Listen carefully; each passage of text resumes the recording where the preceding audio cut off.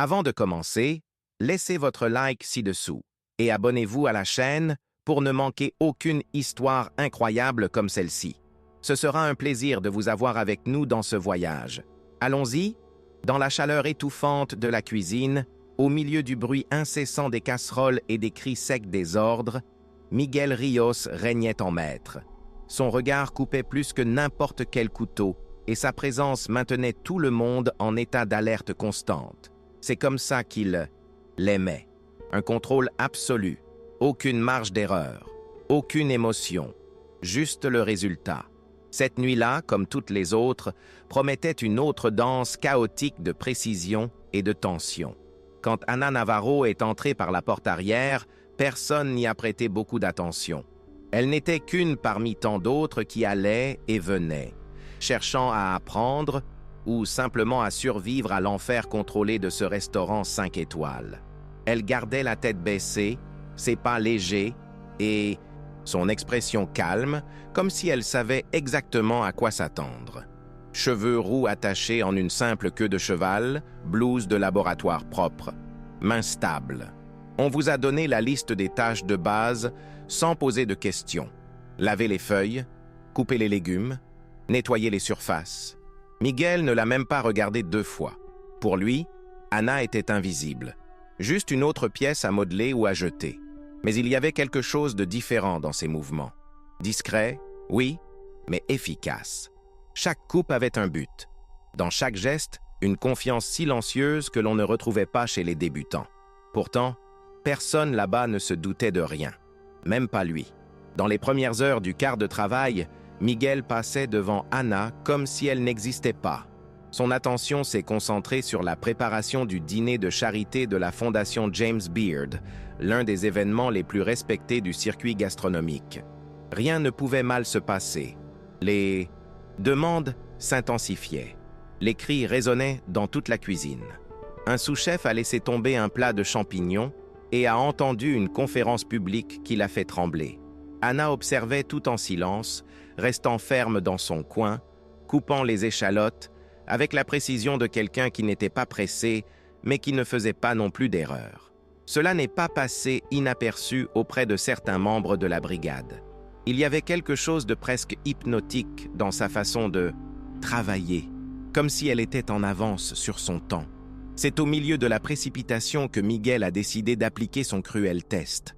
Sans prévenir, il se tourna vers elle, jeta un bloc de recettes sur son comptoir et dit d'une voix forte pour que tout le monde l'entende. « Puisque tu te crois si précise, fais le Wellington, et je le veux à ma façon. Aucune variation. Si tu te trompes, tu n'auras même pas à revenir demain. » Certains membres de l'équipe ont échangé des regards nerveux. Personne n'était responsable de ce plat, sauf Miguel.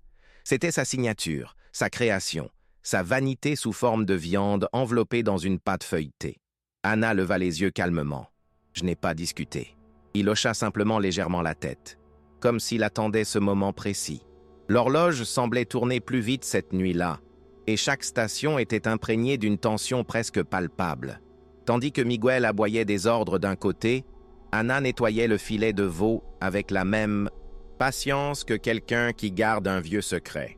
Il a sélectionné les champignons avec un soin chirurgical, combinant des variétés que seuls les plus expérimentés reconnaîtraient. Elle a disposé les ingrédients dans un ordre précis, comme une chorégraphie qu'elle seule connaissait. Il n'y a eu aucune hésitation, aucune précipitation. Tout s'est déroulé avec une sérénité qui confinait à un défi silencieux. Les plus attentifs commencèrent à se rendre compte, cette femme n'était pas une débutante. Mais personne n'a rien dit. Pas encore. Miguel, de son côté, regardait de loin avec un mélange de mépris et de curiosité. Je m'attendais à la voir trébucher sur la pâte feuilletée ou trop cuire la viande ou perdre le croquant des duxelles. Mais rien de tout cela ne s'est produit. Au lieu de cela, il a vu une exécution si propre et élégante qu'il a commencé à douter de ce qu'il a vu. Il a essayé de se justifier en disant que c'était juste de la chance ou une bonne répétition de ce qu'il avait vu les autres faire. Mais les touches personnelles ont commencé à apparaître. Un léger ajustement dans l'assaisonnement, une façon de saisir la viande qui préservait impeccablement les sucs internes, l'assemblage final avec une tresse dans la pâte que même lui n'aurait pas osé. C'était trop de raffinement pour quelqu'un de ordinaire. Pendant que le plat cuisait, l'arôme commença à se répandre dans la cuisine, différent de tout ce qu'ils avaient l'habitude de sentir là-bas. C'était comme s'il y avait quelque chose de plus profond derrière ce parfum. Une couche de soin, d'intention, de vérité. La brigade, habituée à la peur et à la hâte, commença à ralentir, ne serait-ce que pour un instant. Certains faisaient semblant de regarder leur propre préparation, mais détournaient le regard vers le comptoir d'Anna, essayant de comprendre comment elle avait réussi à le rendre si naturel. Même les plus âgés se demandaient s'ils étaient en face d'un invité spécial, d'un évaluateur infiltré, ou de quelqu'un avec trop de talent pur pour être là à couper des légumes. Lorsque la minuterie a sonné, Anna a retiré le Wellington du four avec une précision qui ne nécessitait pas de thermomètre. Elle pressa le dessus de la pâte avec ses doigts, évaluant la fermeté, le son, la sensation. Puis, il laissa reposer le plat quelques minutes, comme si le temps était aussi un ingrédient. Il coupa la première tranche avec un couteau bien aiguisé et révéla l'intérieur, rose, moelleux, parfait. Les couches étaient symétriques, la pâte était dorée, la viande était cuite juste comme il faut. C'est à ce moment-là que le silence s'est installé dans la cuisine. Un silence rare, profond et lourd. Miguel s'approcha lentement, regardant attentivement comme s'il essayait de trouver un défaut, une raison quelconque pour réaffirmer son autorité. Mais il n'a rien trouvé. Le plat était tout simplement impeccable. Sans dire un mot, Miguel tourna le dos et quitta la cuisine avec l'assiette dans les mains. Il l'emmena dans la salle où les organisateurs du dîner effectuaient un dernier contrôle. Il n'a rien expliqué. Il a simplement laissé le Wellington sur la table de dégustation, a croisé les bras et a attendu. Les juges l'ont dégusté avec le naturel de ceux qui ont tout essayé, mais leur regard a changé après la première bouchée. L'un d'eux haussa les sourcils, un autre inclina légèrement la tête. Ils ont échangé de brefs commentaires, mais le ton était clair. Hilder était impressionné. Miguel, à l'intérieur, luttait contre l'irritation et l'admiration. Cela n'avait aucun sens. Comment quelqu'un qu'il considérait à peine capable de couper des oignons avait-il réussi à reproduire, et pire, à améliorer, son plat le plus complexe? De retour dans la cuisine, il essaya de reprendre le contrôle. Il appela Anna et, devant tout le monde, lui demanda « Où as-tu appris ça? Qui t'a appris à utiliser cette recette ?» Le ton était accusateur, presque agressif. Mais elle n'a pas bronché. Elle le regarda avec fermeté et répondit, sans élever la voix, « C'était juste une adaptation, chef. Rien de plus que ce que la cuisine permet. » Cela a pris Miguel par surprise. Ce n'était ni de l'arrogance, ni du défi. C'était la clarté. Elle ne semblait pas vouloir prouver quoi que ce soit, juste être fidèle à ce qu'elle savait. La réponse ne fit qu'accroître le malaise qui grandissait en lui. Pour la première fois, il sentait qu'il y avait quelque chose chez cette femme qui lui échappait et qui le dérangeait profondément. Miguel n'arrivait pas à se sortir Anna de la tête. Quel était ce calme inébranlable face à la pression? La compétence qui est allée au-delà de la technique pour devenir quelque chose de presque instinctif? Dans son esprit, il revivait chaque mouvement, chaque décision de la nuit. Quelque chose n'avait pas de sens là-dedans. La femme qu'il avait sous-estimée, qu'il avait humiliée, semblait maintenant être à un autre niveau. Pourtant, sa fierté ne lui permettait pas de l'admettre. Il a décidé d'enquêter. Entre des recherches rapides sur son téléphone portable et des conversations discrètes avec des connaissances, elle a découvert le nom qu'elle n'avait jusqu'alors jamais associé à cette simple figure de la cuisine. Elena Navarro, une chef européenne légendaire, propriétaire de 3 étoiles Michelin et du restaurant Leto à Paris. Le choc fut immédiat. La cuisine, qui jusqu'alors ressemblait à un champ de bataille, est devenue silencieuse lorsque Miguel a partagé la nouvelle avec certains membres de l'équipe. Les pièces s'assemblent. La technique, la confiance, l'aura différente. Pour beaucoup, c'était impossible. Pour Miguel, ce fut un changement de paradigme brutal. Comment la femme qu'il avait essayé d'écraser était-elle devenue une référence mondiale? Cette nuit-là, il se retrouva obligé d'affronter non seulement la révélation, mais aussi l'arrogance même qui le dominait depuis des années. La tension s'est transformée en un silence rempli d'anticipation et de peur. Quelque chose dans cette cuisine ne serait plus jamais pareil. Elena a remarqué le changement dans l'environnement. Les regards, auparavant méfiants et froids, cherchèrent maintenant en elle un signe, un mot, une attitude qui justifierait toute cette admiration soudaine. Mais elle a conservé la sérénité qui la définissait, sans montrer d'orgueil ou de vanité. Il savait que ce n'était pas le moment de se vanter. Lorsque Miguel l'appela pour une brève conversation dans le coin de la cuisine, la tension flottait dans l'air. Il était déchiré entre son nouveau respect et le besoin de garder le contrôle. « Comment est-ce possible ?» demanda-t-il, incapable de cacher son étonnement. Elena sourit simplement, sans s'excuser ni trop s'expliquer. Elle voulait que ses actes parlent d'eux-mêmes. Au cours des jours suivants, la dynamique de la cuisine a lentement commencé à changer. Miguel, qui avait toujours été un tyran absolu, commença à écouter plus attentivement. Anna, ou plutôt Elena, maîtrisait non seulement des techniques complexes, mais appréciait également le travail d'équipe, la patience et l'échange d'idées. Sa présence apportait un nouveau rythme, une nouvelle énergie que peu de gens là-bas avaient expérimentée. L'équipe, auparavant acculée par la peur, a commencé à montrer plus de confiance, plus de créativité. De petites victoires se sont produites. Un plat mieux exécuté, un compliment sincère de collègues, un sourire timide qui semblait auparavant impossible. La transformation était réelle et palpable. Lors d'une réunion interne, Elena a parlé de sa décision de quitter le monde étoilé de la haute cuisine. Il a parlé, sans dramatiser, de l'usure de la célébrité, de la pression qui lui a volé le plaisir de cuisiner, de la peur constante d'échouer sous les projecteurs. Pour beaucoup, cela semblait étrange. Un chef renommé abandonnant tout. Mais elle a expliqué qu'elle était là pour redécouvrir l'essence de la cuisine, nourrir les gens avec amour et joie, et pas seulement impressionner les critiques. Miguel écoutait cela attentivement, ce qui était rare pour lui.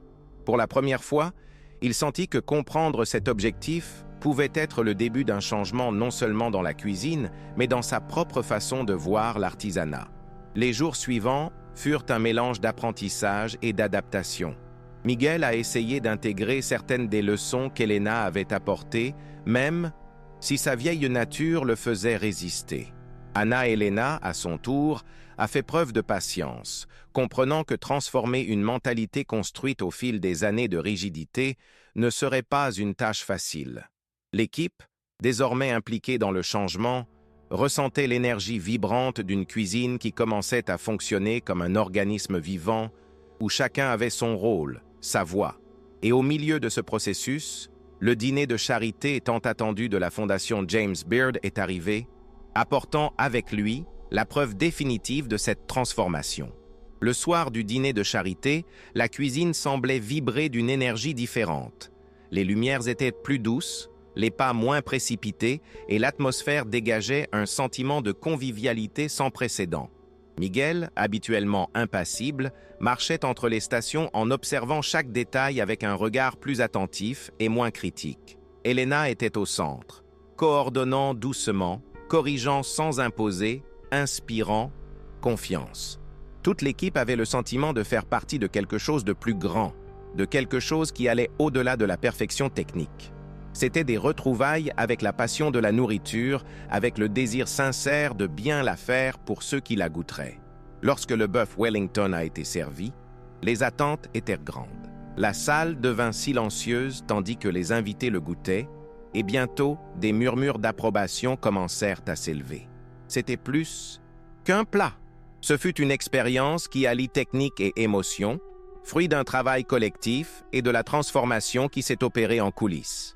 Miguel, pour la première fois, s'autorisa un sourire discret en entendant les compliments.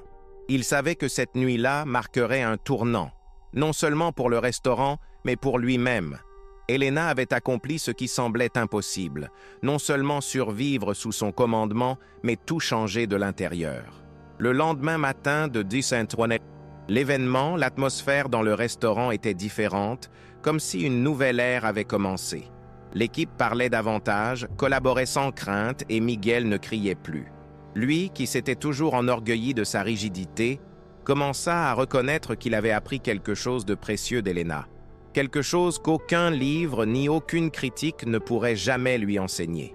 Anna, qui n'était plus seulement une débutante, avait gagné un réel espace, non pas à cause de son passé, mais à cause de l'impact qu'elle avait eu durant cette courte période.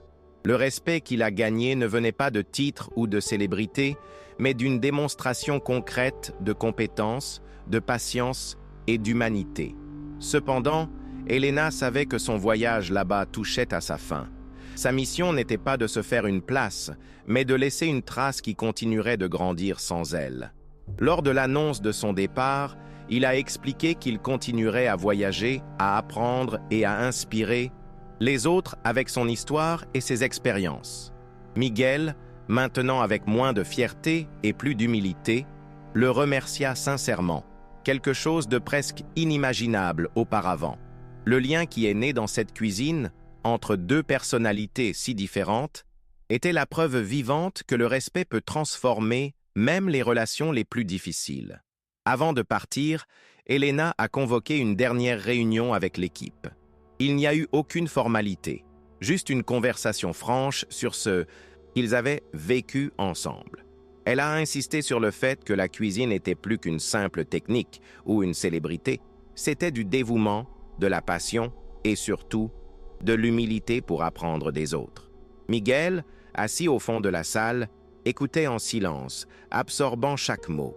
Cette conversation n'était pas seulement une clôture, mais un début pour tous ceux qui étaient là présents.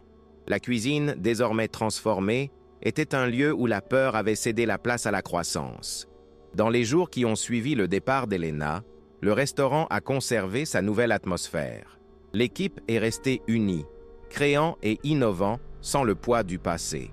Miguel, étonnamment, a intégré de nombreux enseignements et la rigidité a cédé la place à l'écoute. Wellington, qui avait été autrefois un symbole de son autorité, est devenu un symbole de collaboration et d'émotion. C'était une recette réinventée, créée ensemble, qui apportait le goût de la transformation. Pour ceux qui connaissaient l'histoire, ce plat contenait bien plus que des ingrédients. Il contenait une leçon d'humanité et de dépassement de soi. Quelques semaines plus tard, le restaurant reçoit une invitation inattendue à participer à un festival gastronomique international. La nouvelle s'est répandue rapidement et l'équipe a vu une opportunité de montrer au monde à quel point elle avait évolué. Miguel, désormais plus confiant et ouvert, a accepté le défi avec enthousiasme. La préparation du plat, réinventé, qui portait l'histoire d'Elena et de tous les autres, serait le symbole de la nouvelle phase du restaurant. Chaque étape de la préparation était un rappel du chemin parcouru, de la transformation collective et du respect qui guidait désormais cette cuisine. Au fil des jours, Miguel réfléchissait à quel point cette expérience avait changé sa vision des choses. Il reconnut que son arrogance avait presque détruit quelque chose de précieux et que rencontrer Elena avait été un cadeau déguisé en défi. Le chef, qui dirigeait auparavant d'une main de fer, avait appris à diriger avec empathie et humilité. L'équipe, à son tour, s'est renforcée non seulement dans les techniques culinaires, mais aussi dans le sentiment d'appartenance. L'héritage d'Elena n'était pas seulement un plat ou une recette, mais la culture renouvelée qui s'épanouissait désormais là-bas. Le jour du festival, la cuisine du restaurant s'est tue, une pause respectueuse avant la représentation. Chaque membre de l'équipe connaissait le poids de ce moment. Miguel, pour la première fois, ressentait un mélange de nervosité et de fierté, non pas à cause de la pression extérieure, mais à cause de ce qu'ils avaient accompli ensemble.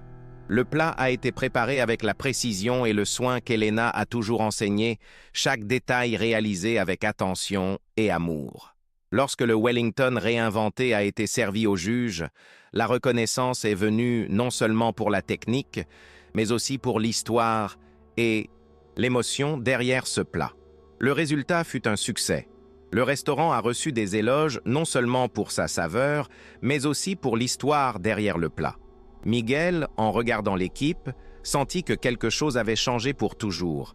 L'arrogance avait été remplacée par le respect, la peur par la confiance. Elena a laissé un héritage qui ne se limitait pas aux étoiles Michelin, mais à la capacité de transformer des vies. Pour lui, cette expérience a montré que, parfois, la plus grande victoire est d'apprendre à écouter et à valoriser le talent et le cœur des autres. Après le festival, Miguel a décidé d'intégrer officiellement la réinvention de Wellington dans le menu permanent du restaurant, donnant ainsi un crédit collectif à l'équipe et à Elena. Cette recette n'était plus seulement un plat, c'était un symbole de changement, de collaboration et d'une passion retrouvée pour la cuisine. Pour Miguel, c'était aussi un rappel constant que l'humilité et l'ouverture à la nouveauté étaient des ingrédients essentiels pour un véritable succès. À partir de ce moment-là, la cuisine n'a plus jamais été un lieu de peur, mais plutôt d'apprentissage et d'inspiration. Elena est partie comme elle était arrivée, discrètement, silencieusement, mais laissant une empreinte profonde et durable. Son séjour là-bas fut bref, mais suffisamment puissant pour changer la vie de chacun. Miguel, désormais transformé, savait que cette expérience resterait gravée dans sa mémoire pour toujours, non seulement en tant que chef, mais aussi en tant que personne. Le parcours de la femme qui s'est cachée pour redécouvrir sa passion pour la cuisine lui a montré, ainsi qu'à son équipe, que le plus grand piment de la vie est le courage de se réinventer et la générosité de partager son talent. Et dans ce restaurant de Chicago, cette leçon allait résonner pendant des années. Des mois plus tard, alors que le restaurant prospérait sous la nouvelle direction de Miguel et l'esprit de collaboration qu'Elena avait contribué à inculquer, il s'est retrouvé à réfléchir à la véritable signification de cette rencontre. Il ne s'agissait pas seulement d'une leçon de cuisine ou de technique, mais d'humanité, de comprendre que chacun a quelque chose à offrir, du novice au plus expérimenté. Miguel était devenu un meilleur chef et un meilleur leader parce qu'il avait appris à valoriser les autres sans craindre de perdre sa place. La cuisine, qui était autrefois un lieu de confrontation, est désormais un espace de croissance. Pour Elena, le voyage a continué, mais le temps passé à Chicago a laissé des traces indélébiles. Ce qui a commencé comme une quête personnelle pour redécouvrir la joie de cuisiner s'est transformé en un cadeau pour beaucoup, montrant que le talent brille le plus lorsqu'il est partagé avec respect et passion. L'histoire de cette cuisine, de ce plat et de cette femme simple au grand passé est un puissant rappel. Le véritable dépassement se produit lorsque nous nous permettons de changer, d'apprendre et surtout d'aimer ce que nous faisons.